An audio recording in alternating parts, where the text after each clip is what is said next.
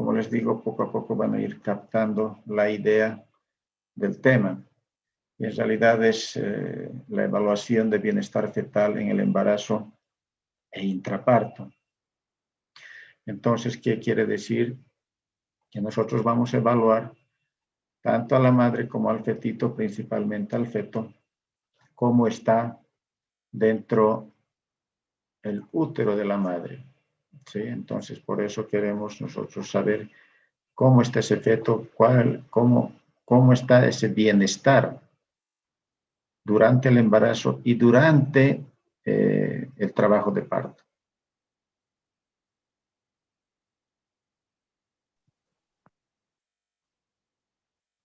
Entonces, para esto del bienestar fetal, yo me voy a trazar dos preguntas.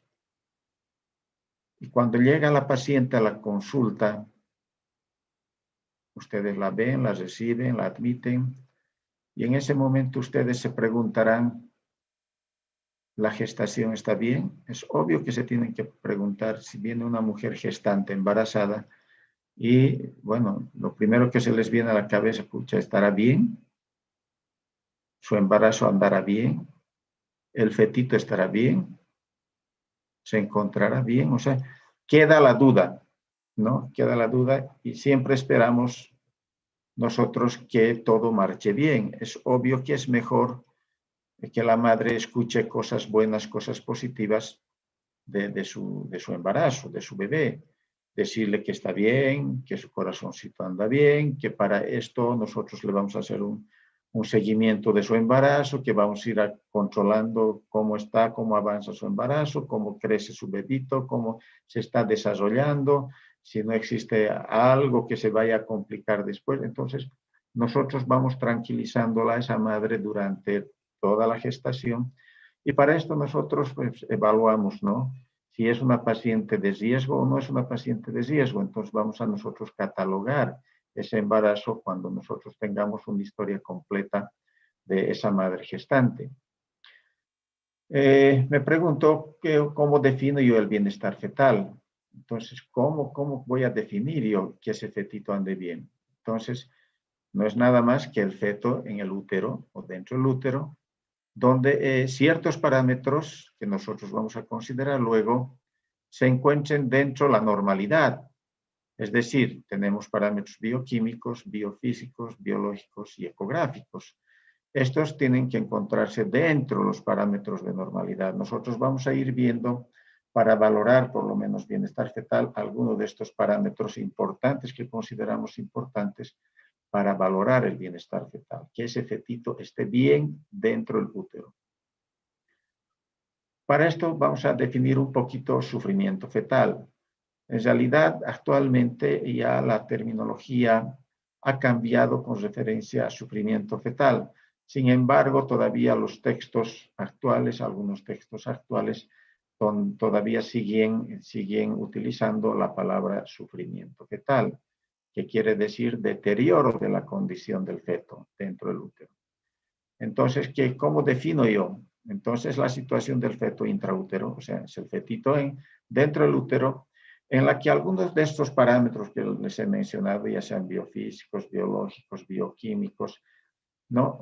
U otros indicadores de bienestar fetal, sean patológicos o estén anormal estos marcadores, o estos parámetros, o estos indicadores.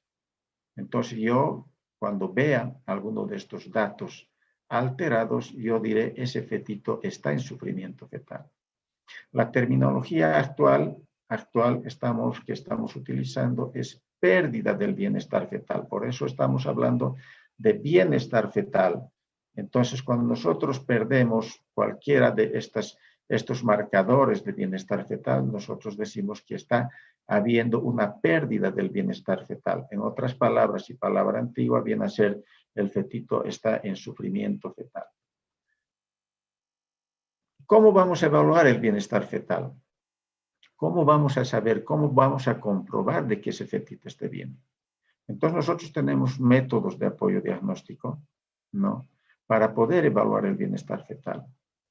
Entonces, para esto nosotros tenemos métodos de apoyo diagnóstico y detectamos aquellos fetitos que se encuentran obviamente en riesgo de peligro o muerte o daño irreversible. O sea, en peligro de muerte o daño irreversible. ¿Qué quiere decir esto? Que el feto se nos muera dentro del útero o finalmente nazca este bebito, este fetito, nace a la vida externa, exterior, pero que tenga un daño neurológico y este a su vez sea irreversible. O sea, no queremos tener, a cualquiera de ustedes no les gustaría, principalmente las mujercitas o una pareja, no les gustaría tener un bebé que nazca con algún daño neurológico, porque después no es que sea una carga para la familia, sino que es siempre ya problemático llevar un niño con algún defecto neurológico, ¿no? Es algo más en la vida de la familia. O sea, la familia no está tranquila, la familia no está feliz si es que tiene algún daño neurológico. Entonces, nosotros con la evaluación de bienestar fetal vamos a tratar de mejorar, o sea, determinar si existe o no existe algún tipo de daño o algo que esté afectando esa gestación o algún factor de riesgo que haga que se afecte esa gestación y por ende esté afectando al feto. Entonces nosotros con la evaluación de bienestar fetal con estos métodos o marcadores vamos a detectar que ese fetito esté bien o esté mal. ¿Qué métodos de apoyo diagnóstico tenemos entonces nosotros para evaluar bienestar fetal? Tenemos estos cuatro principalmente, estos cuatro marcadores o métodos de apoyo diagnóstico, que son los marcadores bioquímicos, el perfil biofísico fetal, el monitoreo fetal electrónico y la ecografía Doppler color. Estos métodos de apoyo diagnóstico por sí son no invasivos, Entonces, de estos cuatro, los que más utilizamos vienen siendo los últimos tres, perfil biofísico fetal, el monitoreo fetal electrónico y la ecografía Doppler color. Si bien los marcadores bioquímicos también se pueden utilizar, pero muchas veces es un poco difícil por el laboratorio, que muchas veces no los realizan, o existen falencias en algunos hospitales. Entonces, de todas maneras, pasamos a ver estos métodos de apoyo diagnóstico. Pero antes vamos a clasificar el riesgo y los niveles de atención. No se olviden ustedes que tenemos niveles de atención a nivel nacional. Y vamos a referirnos en este caso a nivel departamental. Tenemos el primer nivel, segundo nivel y tercer nivel. Cuando ustedes egresen de la facultad después de haber realizado su internado, entonces se van a graduar como médicos generales. Y lo más probable es que se vayan a trabajar, no es que van a ir a trabajar a un segundo nivel o a un tercer nivel, eso es imposible que lo hagan, ¿verdad? Entonces lo más probable es que se vayan a un primer nivel o finalmente se vayan a alguna posta sanitaria. Y estos niveles entonces las vamos a clasificar y nosotros también de acuerdo a este nivel vamos a clasificar el riesgo de esa gestante.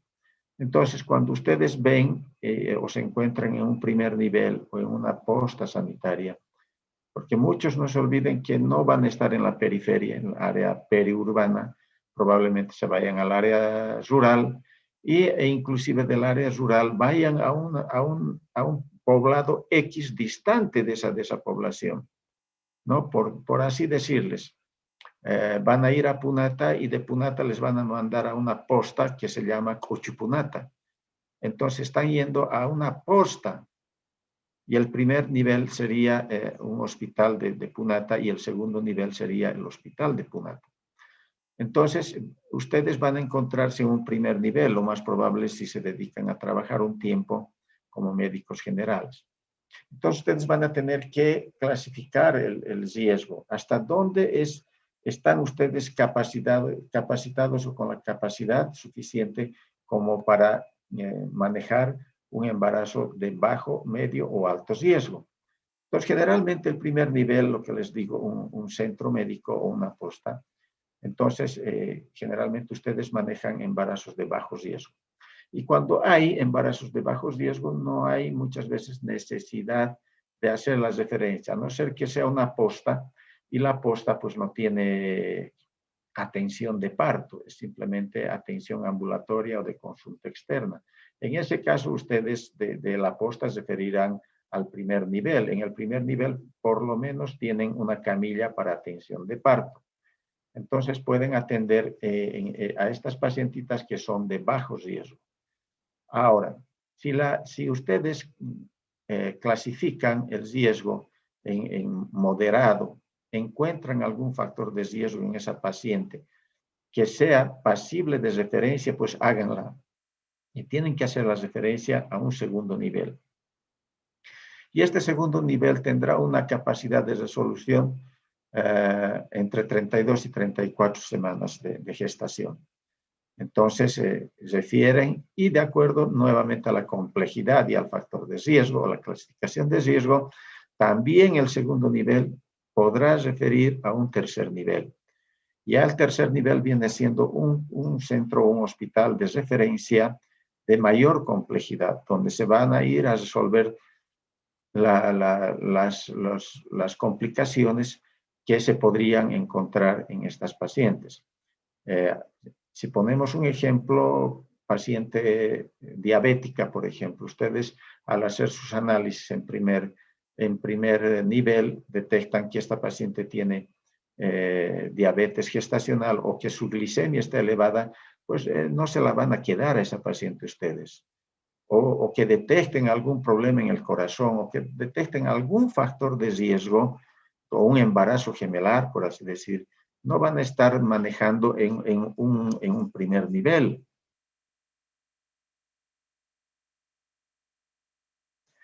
Entonces, es necesario que sepan clasificar entonces el riesgo y de acuerdo a la clasificación de riesgo, el nivel de atención y llegar del primero al segundo y del segundo al tercer nivel. Bien, vamos a entrar entonces a los métodos de apoyo diagnóstico para bienestar fetal. Habíamos mencionado que uno de los primeros viene siendo los marcadores bioquímicos. Entre los dos marcadores principales bioquímicos tenemos el dosaje sérico materno de alfa-fetoproteína o estriol en sangre materna.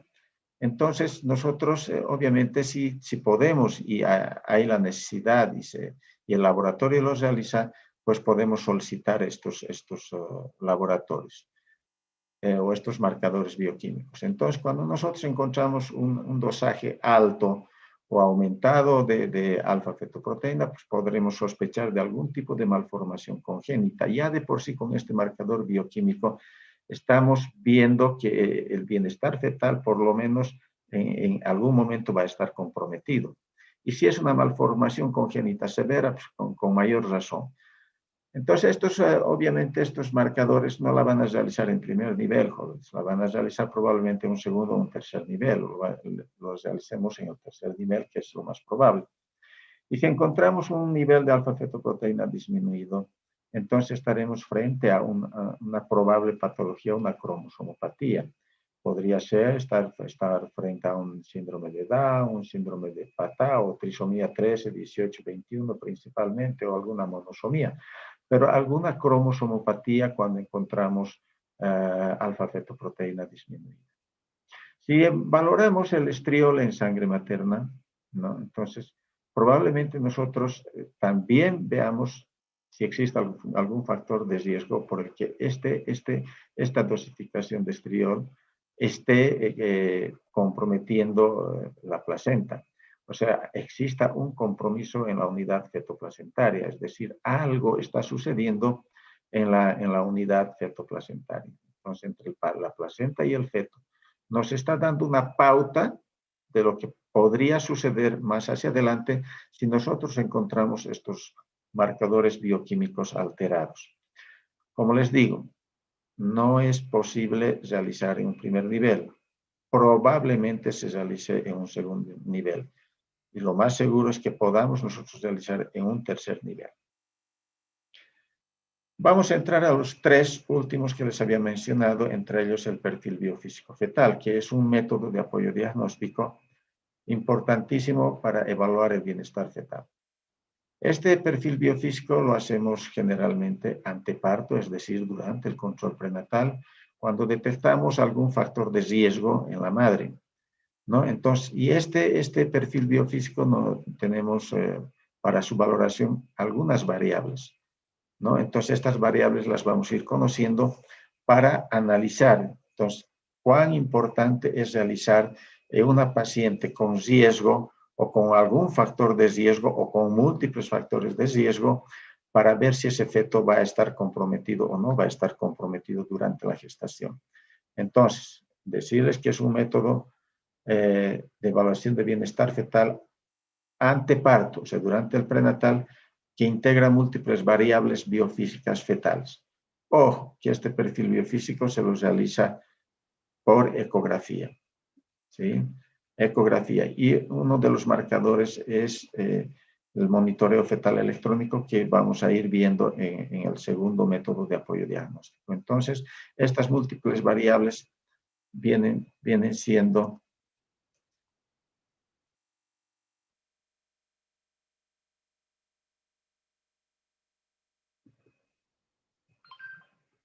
bueno, a ver. No sé si me están escuchando porque esto es... Escucha, doctor. Se escucha, doctor. ¿Se escucha? Sí.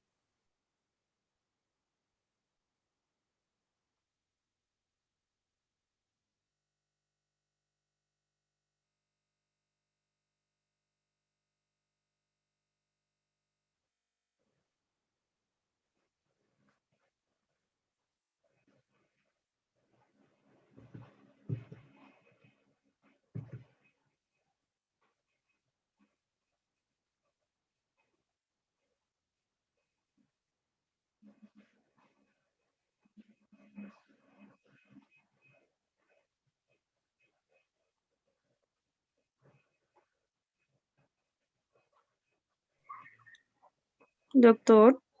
Sí. Ay, es que no se escuchaba, doctor.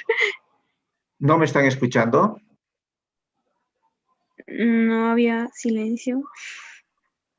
¿Se escucha o no? Ahora sí, doctor. Escucha bien.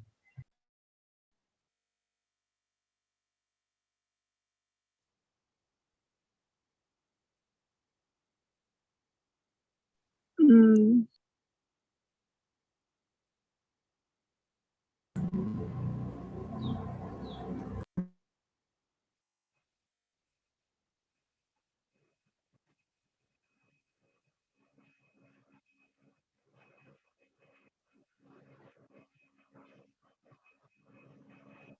Doctor, no se le escucha.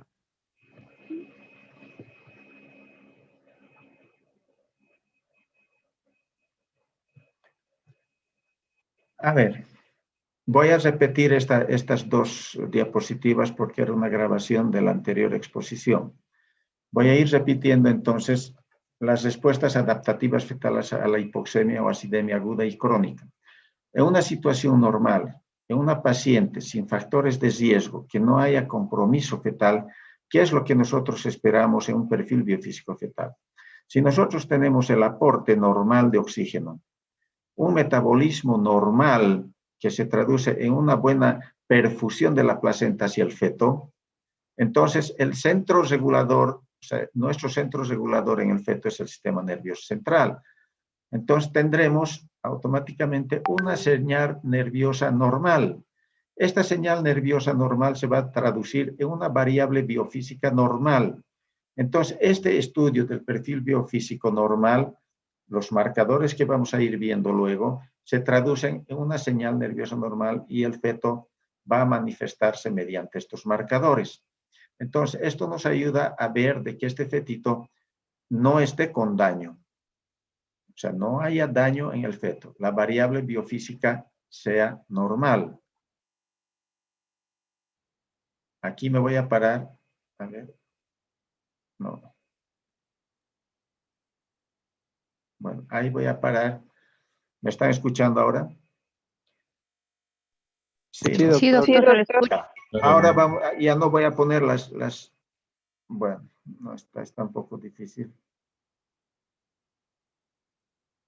Cuando el aporte anormal, vamos a ir y ahí, el aporte es anormal de oxígeno, hay hipoxemia, anemia e isquemia, hay déficit de sustrato, hay hipoglicemia, existen agentes exógenos, tranquilizantes, nicotina, alcohol, narcóticos o productos anormales del metabolismo, como el exceso de iones hidrógeno que vayan a provocar acidosis y acumulación de ácido láctico.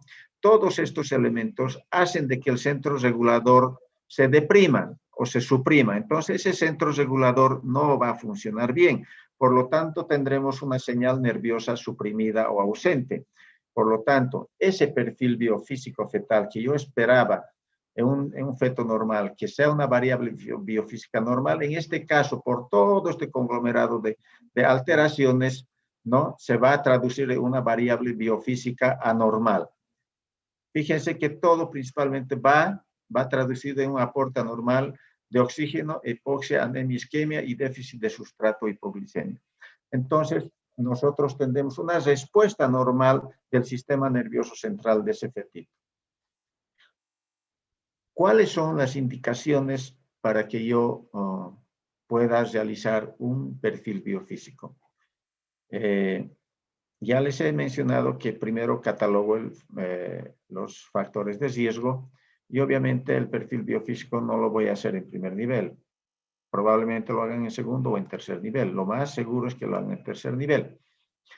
¿Cuáles son las indicaciones? Son de causa materna, fetal y ovular. Van a estar aquí inmersas las tres, ¿no? Entonces vamos a enumerar rápidamente. Son los trastornos hipertensivos del embarazo, la diabetes gestacional, cardiopatías, o sea, cardiopatía materna, isoinmunización o aloinmunización o incompatibilidad del factor RH, anemia, Doppler flujometría arterial anormal, y aquí una Doppler que me traigan anormal, entonces va a ser causa de hacer un perfil biofísico, un embarazo prolongado, una restricción de crecimiento intrauterino, anomalía fetal que requiera monitorización, cardiotocografía anormal, una ruptura prematura de membranas, un oligoamnios, un polihidramnios, o hemorragias de la segunda mitad del embarazo, como el desprendimiento de placenta normoinserta, placenta previa. Entonces, son indicaciones de realización de un perfil biofísico. Ahora, les decía, existen marcadores en el perfil biofísico para que yo pueda valorar el bienestar fetal. Estos marcadores vienen siendo agudos y crónicos. Los marcadores agudos son la reactividad cardíaca, es decir, la cardiotocografía. Es el monitoreo fetal electrónico. Viene siendo el movimiento respiratorio o los movimientos respiratorios del feto, movimientos fetales y el tono fetal. El marcador crónico viene a ser el volumen del líquido amniótico. Como es un marcador crónico, este deterioro de la gestación, cualquiera sea su factor de riesgo, va a hacer de que el volumen de líquido amniótico vaya disminuyendo. Entonces, por eso es que no se realiza la disminución del líquido amniótico en cuestión de minutos, horas, sino que se va a realizar en cuestión de días, semanas. Entonces, es por eso que es un marcador crónico el volumen de líquido amniótico. Es el único. Los otros 4 parámetros o marcadores son agudos. Aquí vamos a ver de esos marcadores, de los 4 que se realizan por ecografía, aquí vamos a ver 3 movimientos fetales, tono fetal, están viendo que flexiona, extensiona, y vemos una buena cantidad de líquido amniótico. ¿Verdad? Entonces, de esos 5 que les he enumerado, aquí tengo en este video que les he mostrado, hemos visto que el feto se mueve bastante. Hemos visto que flexiona y hace extensión de las extremidades. ¿Sí? Y hemos visto que tiene buena cantidad de líquido amniótico. Vamos a la siguiente. Fíjense aquí. Miren el diafragma. Sube, baja. Este es el tórax y este es el abdomen, este es el estómago, la vejiga. Fíjense cómo se...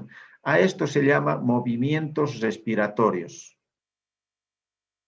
Entonces, si les he mencionado ya 3, con los movimientos respiratorios serían 4, ¿verdad? Más el monitoreo fetal electrónico, que es el reflejo de la frecuencia cardíaca fetal, vienen siendo los 5 marcadores de bienestar fetal, o sea, del perfil biofísico fetal.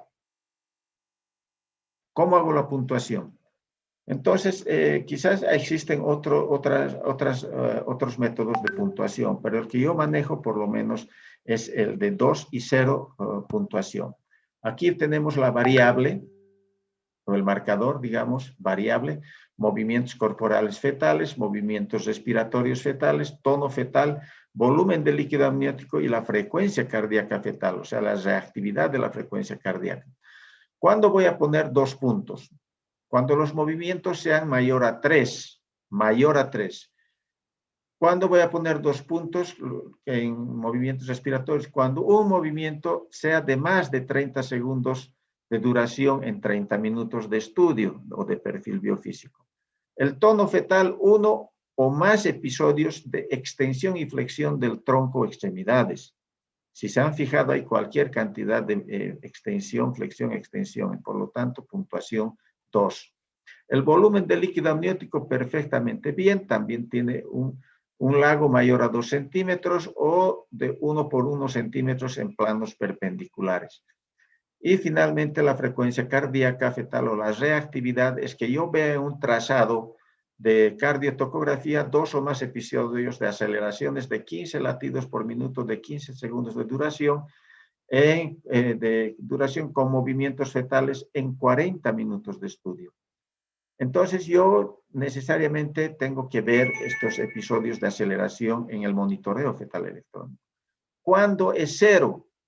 Cuando todo esto está mal, pero no necesariamente. Puede ser que un parámetro esté mal o una variable solamente, o esté en 2. Entonces vamos a puntuar después. Para ser 0 tiene que ser menor a 2 movimientos. Para el movimiento respiratorio era 1, aquí tiene que estar ausente. El tono fetal no hay extensión ni hay flexión. El volumen de líquido amniótico no hay un lago, está en oligoamnios. Y la frecuencia cardíaca fetal no hay esas 2 aceleraciones. Es menor a una aceleración. Y obviamente con aceleraciones menores a 15 latidos y menores a 15 segundos de duración. Entonces, en ese caso yo voy a hacer la puntuación de 0. A todo esto se llama perfil biofísico fetal y su puntuación. ¿Cuál es la conducta que voy a tomar de acuerdo a la puntuación? Entonces, si yo en toda la puntuación, o sea, sumadas, fíjense, sumadas las 5 variables, tengo 2 por 5, 10 es mi puntuación máxima. Aquí mi puntuación va a ser 0 si no tengo nada. Entonces prácticamente ese efecto está muerto, obitado. Entonces, ¿qué pasa si yo tengo una puntuación de 0 o 2 puntos? Entonces, yo os recomiendo el parto inmediato, porque ese efecto, si no actúo inmediatamente, ese efecto se me obita dentro del útero. Si yo tengo una puntuación de 4 o 6 con oligoamnios severo, se recomienda repetir inmediatamente la prueba durante 1 hora y si no hay mejoría, finalizar la gestación. Esta puntuación de 4 o 6 es una puntuación sospechosa. Al ser una puntuación sospechosa es que yo voy a repetir la cardiotocografía. Y si repito esa cardiotocografía y me sale nuevamente una puntuación entre 4 o 6, pues voy a sugerir la interrupción de esa gestación. Si la interpretación de los resultados es ambigua o de difícil interpretación, se aconseja repetir la prueba en 24 horas. ¿Qué quiere decir? Que en este caso, si yo tengo 6 de puntuación, es ambigua, no está ni en más ni está en menos. Entonces, no sé. ¿Qué voy a hacer? Entonces, repito en 24 horas. Si la puntuación es normal, se recomienda repetir la prueba semanalmente. Entonces, si esto al día siguiente hago y me toman nuevamente 6 de puntuación, yo voy a repetir la prueba cada semana. Bueno, ahora si esta puntuación me baja de 6 para 4, vengo a este punto y voy a sugerir interrupción. Entonces, fíjense la importancia que tiene la valoración del perfil biofísico. Si bien no se le da mucha importancia en este momento, pero sí es de mucha ayuda valorar la condición del fetito en una paciente con factores de riesgo o un embarazo de alto riesgo. Si yo tengo, de nuevo, tengo un perfil biofísico fetal, una puntuación del perfil biofísico y su relación con el desarrollo neurológico en la infancia, entonces voy a tener, fíjense que ese fetito está naciendo con acidosis fetal. Entonces podemos tener una consecuencia como es parálisis cerebral, retardo mental, déficit de atención, ceguera cortical, entre otras deficiencias o alteraciones neurológicas. Y eso es lo que les explicaba, que una madre, un padre no quieren no quieren pues que su bebé nazca con estas alteraciones. Por lo tanto, nosotros estamos en la obligación de ver y velar por el bienestar de ese feto. Es por eso que hacemos estos métodos de apoyo diagnóstico. El otro método de jóvenes se va a cortar. Vamos a entrar nuevamente, por favor, rapidito. Si lo hacen rápido, por favor, para ganar tiempo. El otro método de apoyo diagnóstico de bienestar fetal viene siendo la cardiotocografía o el monitoreo fetal electrónico, también así se lo denomina. Entonces, cardio viene de corazón, toco viene de feto y grafía de gráfica. Entonces, es el registro gráfico de la frecuencia cardíaca fetal.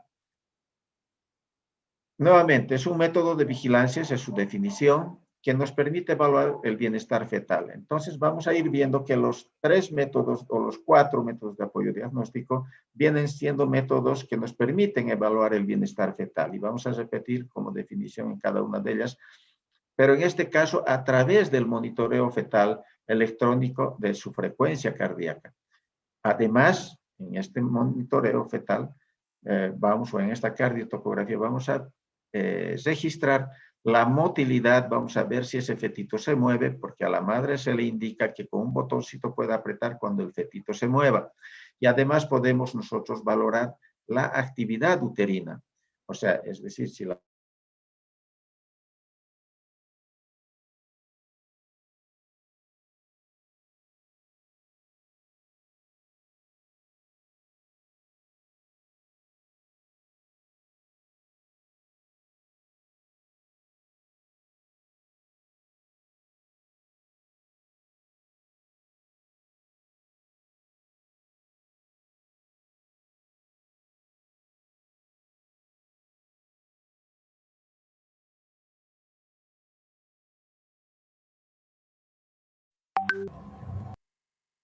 Entonces, por eso les digo que entren rápido, caramba, me perjudican. No les voy a aceptar más yo.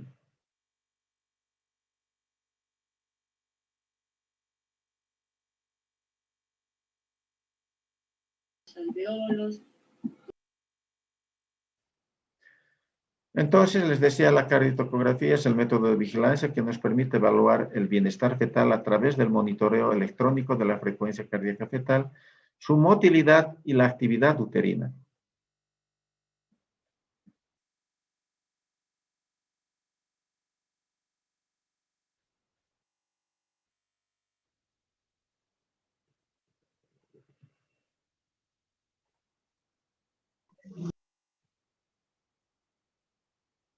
¿Cuál es su utilidad?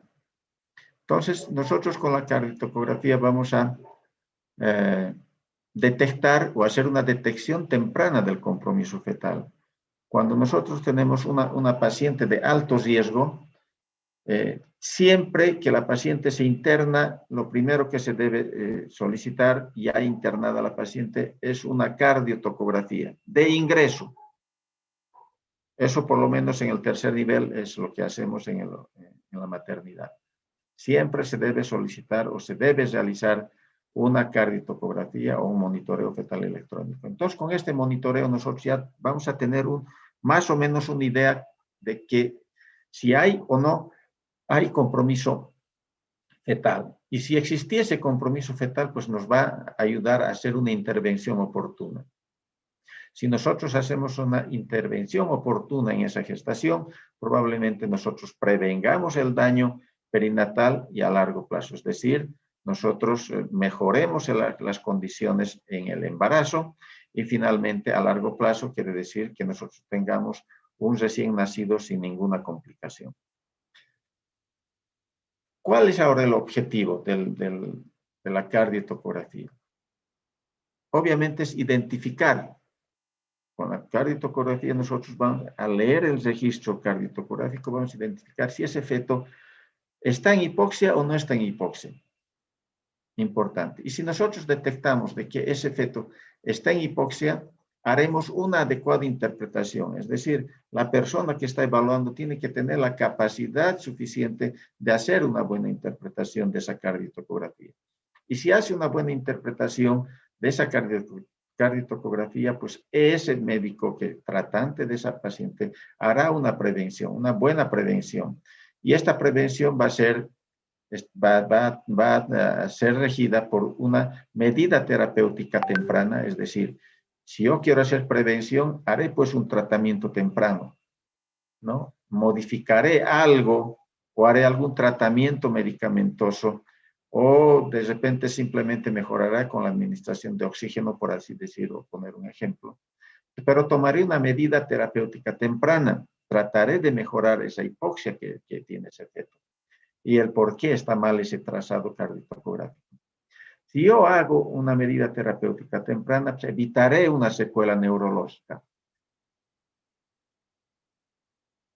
Y si yo evito una secuela neurológica, tendré un fetito pues que nazca bien. Y si no hago una medida terapéutica temprana, no evito una secuela neurológica, lo más probable es que ese fetito se me deteriore, ¿no? Entre en hipoxia severa, entre en sufrimiento fetal y se me ovite finalmente, o me salga con un daño nervioso o del sistema nervioso central irreversible, ¿no? Entonces, nadie quiere, pues, que, a ver, es muy doloroso ver que una paciente que ha estado llevando en su vientre durante 8, 9 meses de gestación a su bebé aparentemente bien, y de repente por XZ motivos, por no haber llevado, haber hecho una terapéutica temprana, un apoyo temprano, entonces se ovite. Y ustedes tengan que estarle diciendo, lamentablemente su bebito ha fallecido dentro de su matriz o dentro de su útero, si quieren. A ver que entienda la madre eso. Entonces es para eso que nosotros, cuando tenemos factores de riesgo, valorar bien el factor de riesgo de la madre y hacer la valoración de bienestar fetal. Perfil biofísico, ahora estamos viendo la cardiotocografía que de rutina se debe realizar a toda paciente que ingresa al hospital. Aquí vamos a ver un equipo rápidamente de cardiotocografía. Actualmente es así los cardiotocógrafos. Sí, tenemos el Doppler para estudiar el corazoncito para el registro de la frecuencia cardíaca. Tenemos el tocómetro para ver la contractilidad del útero y tenemos este botón, ¿no?, que se le entrega a la madre para que ella vaya apretando cuando sienta movimientos fetales y veamos el trazado. Entonces, este es un monitor o un equipo de cardiotocografía, ¿no? Actualmente vienen así. Aquí tienen, si se fijan, tiene un papel de registro. Si bien lo está haciendo en la pantalla, también está haciendo un registro. Este es un documento. Hay cardiotocógrafos que graban el monitoreo. Y hay equipos que hacen los dos al mismo tiempo. Entonces, es siempre bueno tener en físico, ¿no?, el registro cardiotocográfico. Aquí tenemos un papel de cardiotocografía. Mencionarles que el papel de cardiotocografía es un papel termosensible y que al calor del láser dentro del equipito, la frecuencia cardíaca hace de que se mueva y nos va haciendo el trazado, el registro. Y aquí tenemos los latidos cardíacos ya regulados. Aquí, por ejemplo, está de 90, 120. Cada cuadro representa 10 latidos, entonces aquí hay de 60 a 90, de 90 a 120, de 120 a 150, 180, 210 y así. Entonces cada cuadrito representa 10 latidos. Y vemos que cada 2 cuadros representa 1 minuto en sentido horizontal. Este es el trazado de la frecuencia cardíaca. Aquí nosotros vamos a hacer la frecuencia cardíaca basal.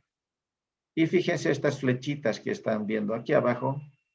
No es nada más que la madre está apretando cuando tiene movimientos el fetito, se mueve el feto. Entonces aprieta. Y fíjense que la mayoría de estas flechitas tiene mucha relación con el momento de aceleración. Es decir, se mueve el fetito y su corazoncito automáticamente se dispara, ¿no? El latido, ton, ton, ton, ton, ton, empieza a acelerar su latidito con cada movimiento. Fíjense, hay aceleraciones.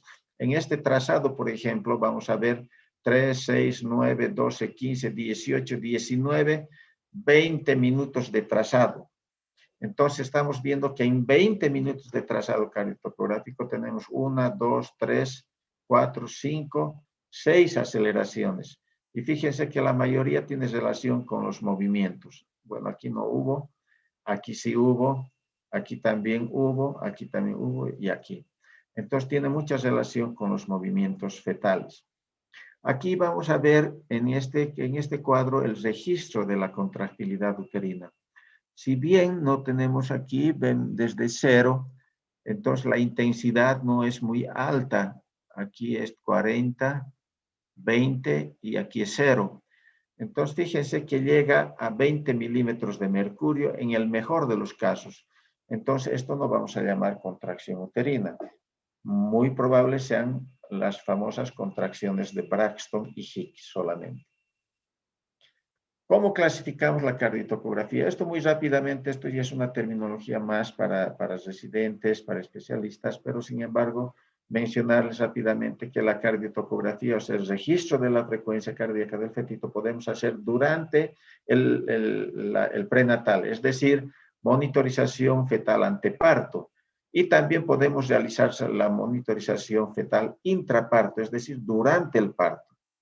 Saber que en el anteparto, en el prenatal, podemos nosotros hacer un trazado, una cardiotocografía basal, es decir, que no tenga contractilidad uterina, o que finalmente hagamos una prueba de tolerancia a la contracción, o prueba de la oxitocina también se llama. A esto nosotros definimos como cardiotocografía de esfuerzo.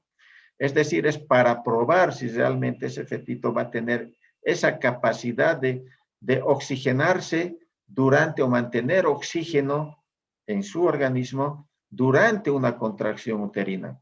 Entonces, esta cardiotocografía de esfuerzo se hace anteparto cuando hay sospecha de algún factor de riesgo en la madre y probablemente el feto no vaya a soportar un trabajo de parto. En ese caso hacemos este test, cardiotocografía de esfuerzo, también se llama test de pose, ¿no? Entonces, con estrés, ¿por qué estrés? Porque estamos provocando nosotros contractilidad. Estamos haciendo o simulando un intraparto, pero estamos en el anteparto. Entonces, para ver y decir, si esto me sale positivo, entonces yo voy a decir, este feto no va a soportar un trabajo de parto. Por lo tanto, es candidata esta paciente a una operación cesárea. Es para eso que nos sirve la monitorización fetal anteparto, ya sea cardiotocografía basal o cardiotocografía de esfuerzo. El monitoreo fetal intraparto se realizará en toda paciente que está en trabajo de parto y tenga algún factor también de riesgo. Entonces, aquí tenemos una monitorización fetal anteparto y el intraparto. Anteparto está en su sala, ahí estamos con el Doppler para la frecuencia y aquí en el fondo uterino para detectar la contractilidad uterina. Y en la manito, probablemente en la otra manito, debe estar agarrando el botoncito para los movimientos fetales. Entonces, esta es la monitorización fetal anteparto, ¿no? O durante el prenatal que se puede realizar.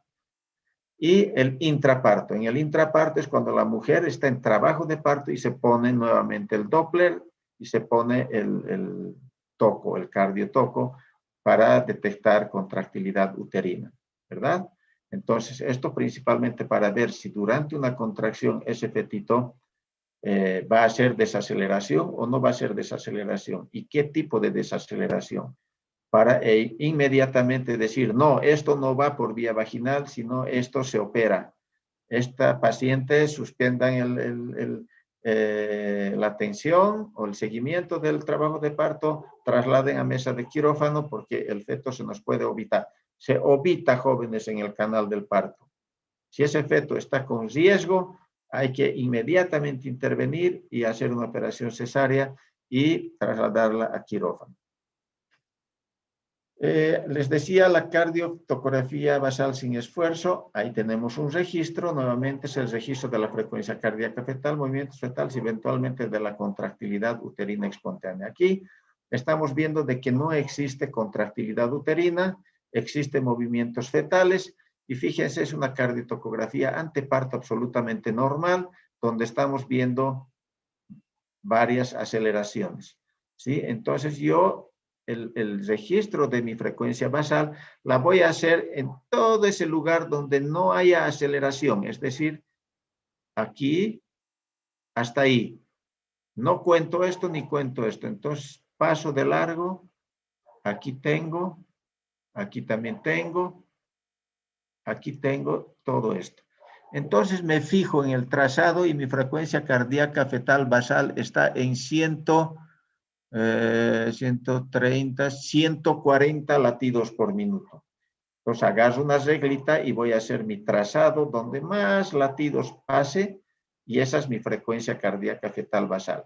Y por encima de esa línea que yo trace, todo lo que está por encima son aceleraciones. ¿Cómo yo interpreto estas aceleraciones? O finalmente si hay desaceleraciones. Entonces yo voy a interpretar como reactivo o tranquilizador cuando veo un trazado así. Cuando hay 2 o más aceleraciones en 20 minutos de registro. Y voy a interpretar como no reactivo, o sea, no reacciona ese fetito, intranquilizador, porque me intranquiliza, no estoy bien yo como médico, como ginecólogo, etcétera, por eso es intranquilizador. Si yo veo una o ninguna aceleración en 20 minutos de registro, para mí está mal ese fetito, algo está pasando. Entonces yo debo ver, ¿no? y valorar adecuadamente si es anteparto, edad gestacional, factores de riesgo de la madre y ver si esa gestación sigue adelante o merece algún otro estudio, algún otro método de apoyo diagnóstico de bienestar fetal. Aquí tenemos 2 ejemplos de patrón reactivo o tranquilizador. Fíjense en este trazado, en este caso, este es de 1, 2, 3, 4, 5, 6, 7, 8, 9, 10, 11, 12, 13, 14. 14 minutos de trazado, para este caso, suficiente, porque en esos 14 veo 1, 2, 3 aceleraciones, más que suficiente. Entonces yo digo es un patrón reactivo. Y mi línea de base, o sea, mi frecuencia cardíaca fetal basal se encuentra aproximadamente en 145 latidos por minuto.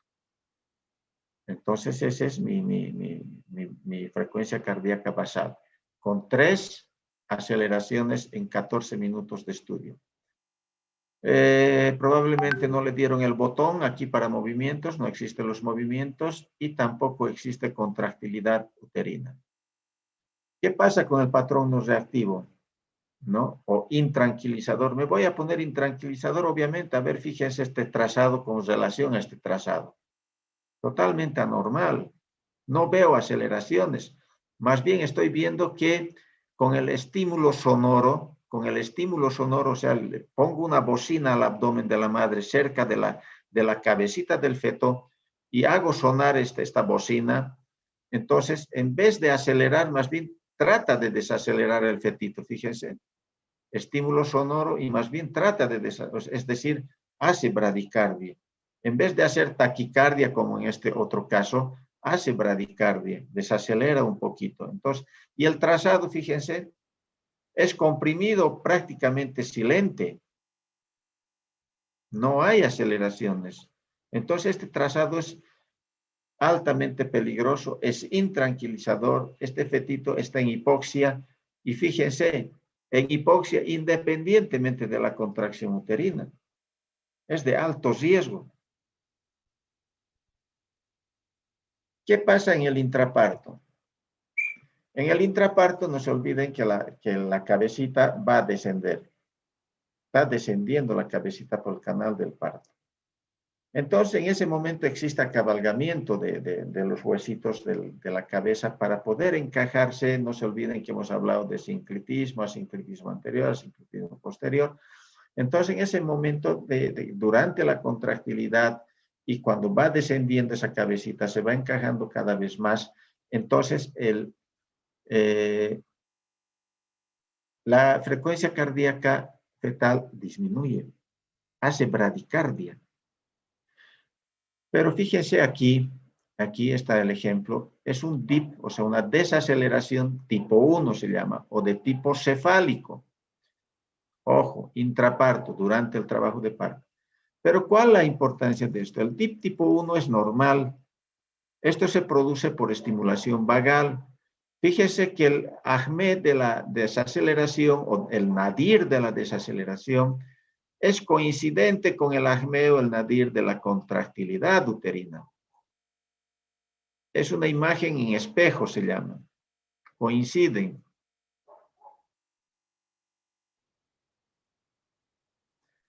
Entonces, este es un DIP normal. Cuando pase la contracción uterina, ya no va a haber esta desaceleración, sino más bien el fetito va a recuperar su frecuencia cardíaca, va a llegar a la línea de base nuevamente. O sea, desacelera, no hay contracción uterina y nuevamente vuelve a su línea de base. Empieza a latir normalmente, ¿no? Estamos aquí frente a 150 latidos. Normalmente sigue latiendo, aquí desaceleró un poquito, aquí desaceleró bastante, pero es de tipo cefálico y nuevamente vuelve a lo normal. Eso es un DIP tipo cefálico, normal, por estímulo vagal. Estímulo vagal. ¿Qué diferentes del DIP 2 tardío? Es decir, estas desaceleraciones no son coincidentes con la contractilidad uterina, fíjense. La desaceleración viene después de que ha pasado la contracción. No coinciden con la punta o con el AHME. Está después. Eso nos está indicando una desaceleración de tipo tardío. Y nos está diciendo que ese feto está en hipoxia. Ese feto no tiene capacidad de mantener oxígeno en el feto. O sea, ese fetito es incapaz de estar sin oxígeno. No se olviden que cuando hay una contracción uterina, el flujo a través del miometrio hacia la placenta disminuye. Por lo tanto, el aporte de oxígeno a la placenta y de la placenta al feto obviamente disminuye. Entonces, esa capacidad del feto de poder soportar hipoxia durante la contracción no sucede en el DIP 2 o tardío. Ese feto, por hipoxia, empieza a desacelerar o a hacer bradicardia, pero después de la contracción. Se contrae y después, como hay hipoxia, no dejó pasar oxígeno, este feto desacelera por falta de oxígeno. Este DIP tipo 2 es grave. Si yo en el intraparto detecto este tipo de DIP, inmediatamente suspendo la atención de parto normal y la traslado a sala de quirófano para su operación, porque este feto se me puede ovitar en el canal del parto. Se muere, se ovita. De repente ustedes dicen, no, siga nomás, siga, dale, puje. Y de repente su frecuencia, baja su frecuencia, hace una bradicardia severa. Y ustedes dicen, no, siga, ahorita recupera. No, señores. Es muy posible de que ese pum haya sido lo último. ¿Y qué pasó? A quirófano ese rato. No, tarde, señores, tarde. El trazado ya les dijo, suspendan ese trabajo de parto y trasladen a la paciente a quirófano. Entonces, mientras digan, no, no, no, vamos nomás, vamos, puje, puje. No hay eso. Si ustedes en el intraparto o el residente detecta DIP tipo 2 tardío, de alto riesgo, inmediatamente se suspende la atención del parto y se va a una cesárea. El DIP tipo 3 variable o umbilical, como su nombre indica, es de patología funicular o umbilical, o sea, del cordón umbilical quiere decir. Entonces son desaceleraciones variables. Tenemos todo tipo de desaceleraciones, ¿sí? Fíjense la morfología de las desaceleraciones. Son totalmente diferentes que tienen relación, obviamente, con las contracciones. Fíjense, aquí tenemos una desaceleración en B, una desaceleración en U, una desaceleración en B doble. Existen diferentes tipos de desaceleración, unos seis tipos de desaceleración, ¿sí? Hay unas desaceleraciones con recuperación a la línea de base, hay otras que no recuperan a la línea de base, otras tienen recuperación muy lenta y todas son peligrosas. Al igual que el DIP tipo 2, es peligrosa el DIP variable umbilical. Si bien el DIP 2 es más peligroso que el variable, pero no hay que dejar de pensar en un problema también complicado si nosotros detectamos un DIP de tipo umbilical o variable. ¿Cómo saber? Ya en la ecografía les va a decir la ecografía, ese feto tiene circular de cordón, jóvenes, con seguridad. Ese feto está en oligoamnio severo, está comprimiendo el feto el cordón. Entonces ya les está diciendo de que algo está pasando con ese cordón, no está pasando buena cantidad de sangre, por lo tanto ese fetito está desacelerando. Entonces por eso es de tipo umbilical, variable umbilical, ese feto está en hipoxia también, porque no está pasando por el cordón hacia el feto la suficiente cantidad de sangre y por lo tanto oxígeno. Entonces es importante también hacer el diagnóstico porque un fetito que tenga circular de cordón a tensión y está en, no, dale nomás, puje, puje, dale, dale, y se ubicó en el canal del parto, jóvenes. Entonces, fíjense la importancia que tiene hacer muchas veces cuando detectamos factores de riesgo en esa gestación o en ese embarazo. ¿Cuáles son las indicaciones? Aquí tenemos nuevamente, vamos a repetir y casi es lo mismo del perfil biofísico: restricción de crecimiento, trastornos hipertensivos, diabetes, gestación múltiple, gestación cronológicamente prolongada, oligoamnios, rotura prematura, presentación de nalgas, anormalidad de la frecuencia, Doppler anormal, falta o disminución de los movimientos fetales, DCP de causa fetal. Entonces son indicaciones casi similares al del perfil biofísico. Bien, vamos a pasar rápidamente al ultrasonido. Es importantísimo y en estos tiempos no se puede desmerecer la utilidad que tiene la Doppler flujometría.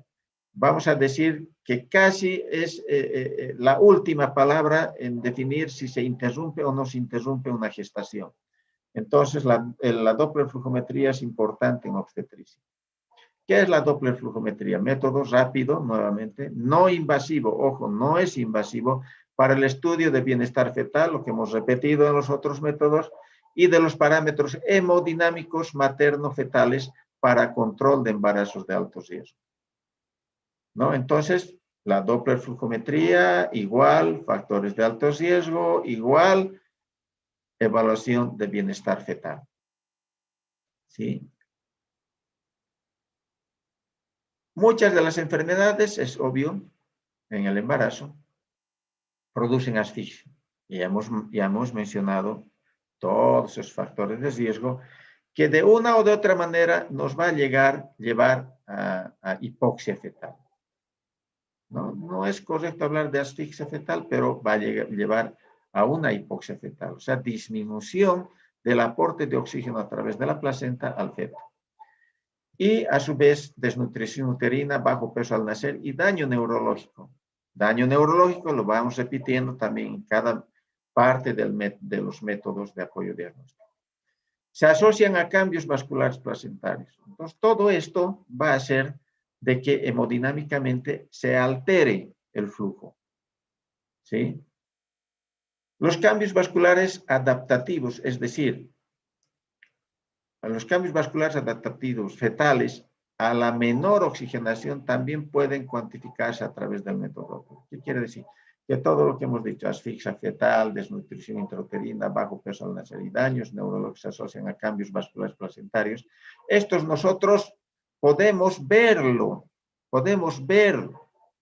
y cuantificar además, o sea, podemos medir por medio de las ondas de velocidad en un determinado territorio. Y esto lo hacemos a través del Doppler. Entonces, la importancia de aplicar el método Doppler o la Doppler flujometría en estos diferentes territorios para valoración de bienestar fetal es sumamente importante porque nos va a orientar a un daño. Nos va a decir, este feto está en hipoxia, por lo tanto, este feto está en riesgo de daño neurológico, ya sea este agudo o crónico, por lo tanto, la conducta a seguir será corrección terapéutica del daño que está produciendo o está haciendo de que haya hipoxia, o finalmente te dirá, este embarazo hay que interrumpir, porque esto es irreversible. Señor ginecólogo, señor obstetra, se le manda en el informe y se le dice, no, la Doppler flujometría salió alterado, hay alto riesgo de hipoxia, o ese feto está en hipoxia severa, ¿no? Posiblemente con riesgo de óbito o muerte fetal. Así se le transmite. Entonces, ese médico tomará en cuenta el estudio de flujometría. Lamentablemente se nos va a cortar nuevamente, a ver si logramos terminar en 10 minutos. Las indicaciones son las mismas, jóvenes. Vigilancia prenatal de fetos con sospecha o riesgo elevado de acidosis, patología materno-fetal, síndromes hipertensivos, RCIU, diabetes gestacional, patología cardíaca fetal, anemia fetal. O sea, son las mismas, casi toditas tienen la misma. Aquí en rojo se los he puesto. No se debe utilizar la exploración Doppler en ecografía de rutina, jóvenes. No pidan Doppler si no hay necesidad. Si ustedes no han hecho la clasificación de riesgo, pena. No vamos a hacer. Si a mí me mandan y no hay clasificación de riesgo o no hay una indicación de estas, yo no hago. Se los devuelvo, jóvenes, su orden. Porque yo les exijo una indicación. Entonces yo no puedo estar haciendo Doppler porque sí, el médico dijo, hazle un Dopplercito nomás. No. O me ponen la indicación del por qué se realiza el Doppler y lo vamos a realizar. Pero no es cuestión de decir, hazle nomás un Dopplercito nomás. No, no es así como acostumbran decir. ¿Qué vasos yo voy a estudiar? ¿Cuáles son los mejores que yo estudio? Las uterinas, umbilical y la vena umbilical, la arteria cerebral media, el ductus venoso y el istmo aórtico. Son 6 arterias que básicamente nosotros estudiamos para bienestar fetal. La circulación materno-fetal o fetoplacentaria, circulación materna uteroplacentaria. Para esta circulación nosotros valoramos a las arterias uterinas. ¿Sí? O sea, de la madre hacia la placenta, la única representación es la arteria uterina. Si yo quiero valorar la circulación fetal, solamente circulación fetal, tengo la vena umbilical, tengo la arteria umbilical, tengo la arteria cerebral media y tengo el ductus venoso. Entonces no hay donde perderse tampoco. Si yo tengo patología materna y quiero hipertensión, síndrome hipertensivo, yo sé que el problema radica en la arteria uterina o el reflejo va a ser de la arteria uterina. Entonces voy a valorar arterias uterinas. Y si ese reflejo de estar mal las arterias uterinas se va a traducir en estar mal de la arteria umbilical y el estar mal de la arteria cerebral media y esta a su vez de la vena umbilical o del ductus venoso, pues voy a hacer todo. Voy a valorar todos los vasos.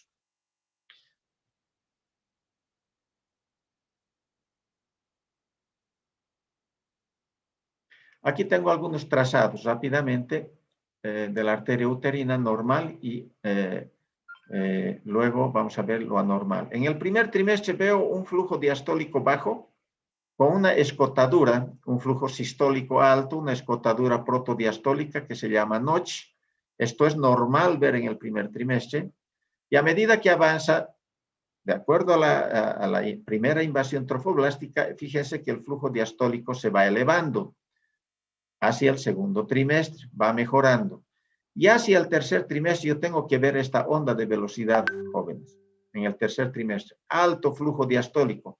¿Qué quiere decir? Que ha habido buena invasión trofoblástica, tanto en la primera oleada como en la segunda oleada. ¿Cómo veo la arteria y vena umbilical normal según la edad gestacional?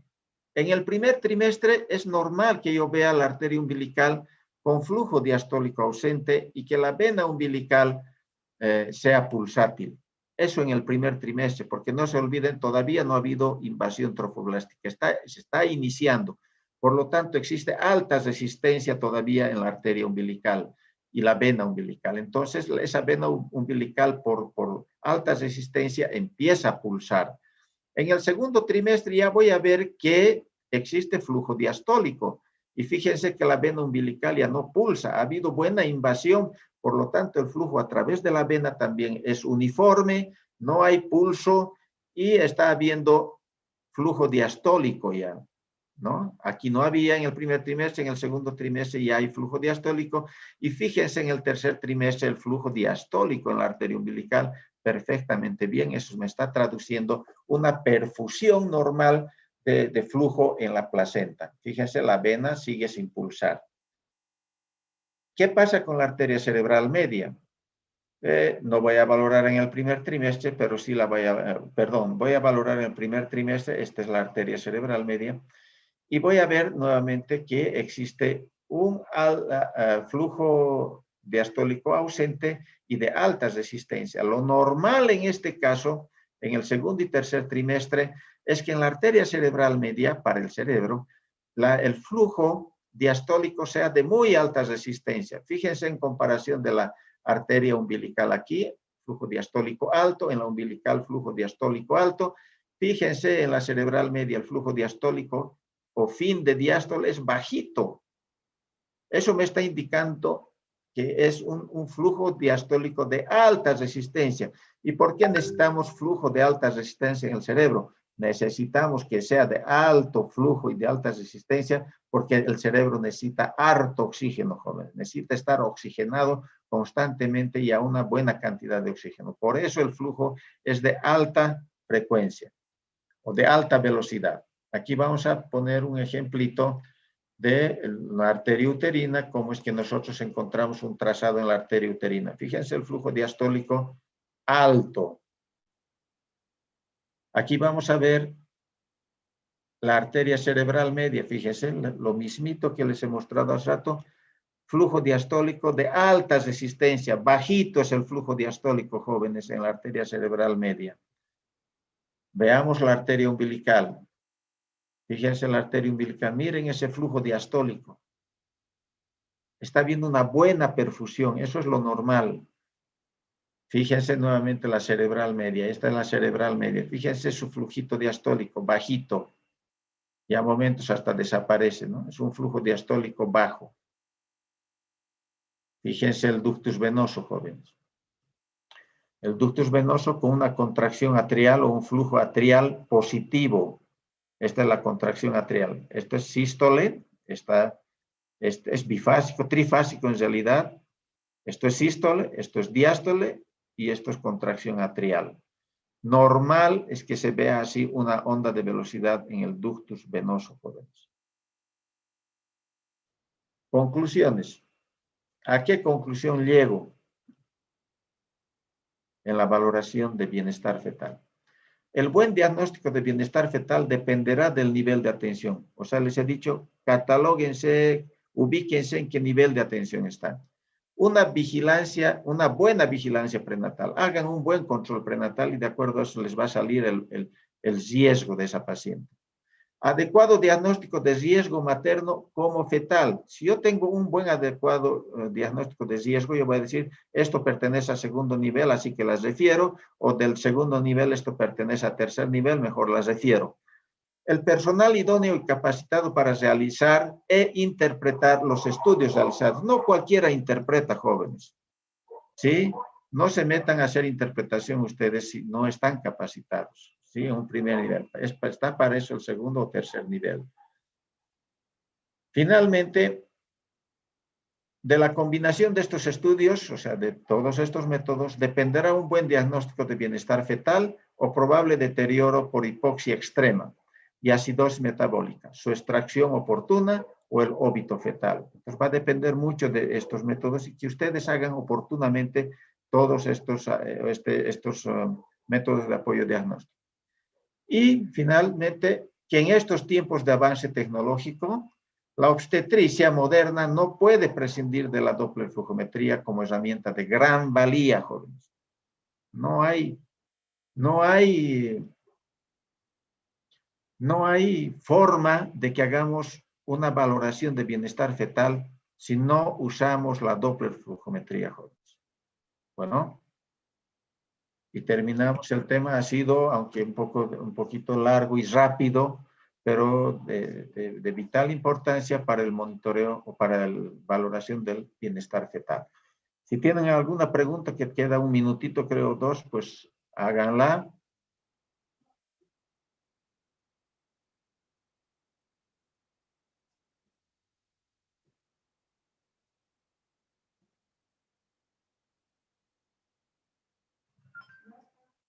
No hay preguntas. Si no hay preguntas, jóvenes, a ver, pongan, mientras puedan, cámaras. Quiero ver su asistencia, jóvenes. 2, 4, 5, 5 por 5, 25. De 40 y tantos que ingresaron,